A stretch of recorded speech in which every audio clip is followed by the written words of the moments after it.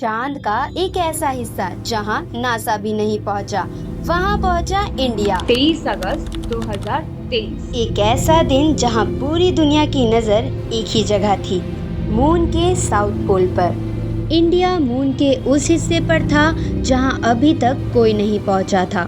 लेकिन ये सक्सेस एक दिन की नहीं थी। 1950-60s का टाइम था। कोल्ड वॉर चल रहा था और दो सुपर पावर एक दूसरे से आगे निकलने की रेस में थे, सोवियत यूनियन और यूनाइटेड स्टेट। 1959 में सोवियत यूनियन ने लॉन्च किया लूना 2। ये पहला स्पेसक्राफ्ट था जो मून तक पहुंचा। फिर 1969 एक हिस्टोरिक मोमेंट आया। यूनाइटेड स्टेट्स ने अपोलो 11 लॉन्च किया और एस्ट्रोनॉट नील आर्मस्ट्रॉन्ग मून पर चलने वाले पहले इंसान बने। इसके बाद कुछ और मिशन हुए, लेकिन धीरे धीरे मून एक्सप्लोरेशन स्लो हो गया। फिर 21st सेंचुरी में नए प्लेयर्स आए। चाइना ने अपना चेंग प्रोग्राम शुरू किया और सक्सेसफुल लीडिंग्स और सैंपल रिटर्न मिशन किए। ये सब हो रहा था और इंडिया शांति से अपनी प्रिपरेशन कर रहा था। इंडिया का स्पेस प्रोग्राम लीड करता है इंडियन स्पेस रिसर्च ऑर्गेनाइजेशन यानी इसरो। इस ऑर्गेनाइजेशन की फाउंडेशन रखी थी विक्रम साराभाई ने। उनका विजन सिंपल था, स्पेस टेक्नोलॉजी का यूज डेवलपमेंट के लिए होना चाहिए। उनके बाद इस मिशन को आगे बढ़ाया कई साइंटिस्ट ने, जैसे सतीश धवन और बाद में APJ अब्दुल कलाम। ये लोग इंडिया के स्पेस प्रोग्राम के बैकबोन बने। अब आते हैं इंडिया के चांद की यात्रा पर।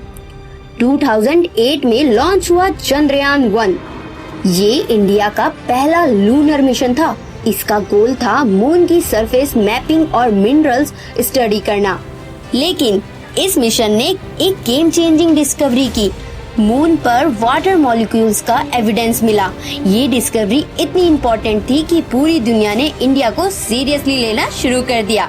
इस सक्सेस के बाद इंडिया ने नेक्स्ट स्टेप लिया, चंद्रयान 2। ये मिशन ज्यादा कॉम्प्लेक्स था।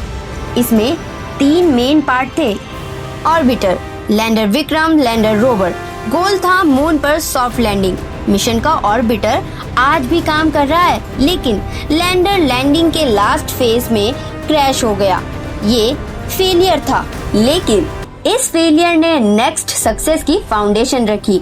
अब बात करते हैं उन लोगों की जिन्होंने चंद्रयान को रियलिटी बनाया।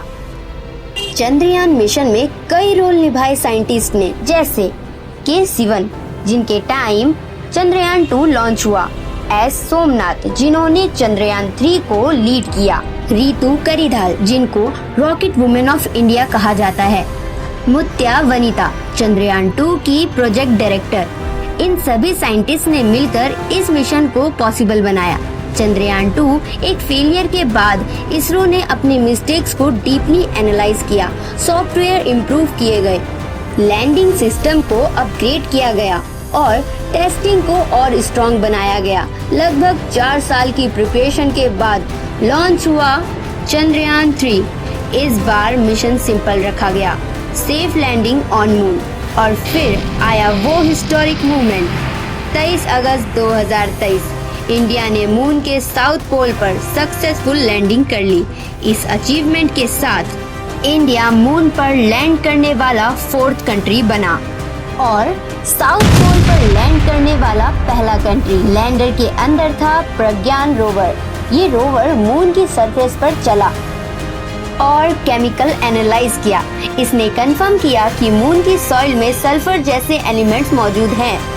अगर पूरा टाइमलाइन देखें तो 2008 Chandrayaan 1 water discovery, 2019 Chandrayaan 2 near success learning phase, 2023 Chandrayaan 3 historic success, limited budget, high emphasis और वर्ल्ड क्लास रिजल्ट्स।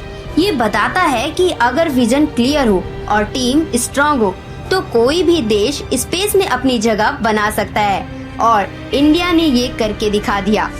आज चंद्रयान सिर्फ एक मिशन नहीं है, ये इंडिया की कैपेबिलिटी का प्रूफ है।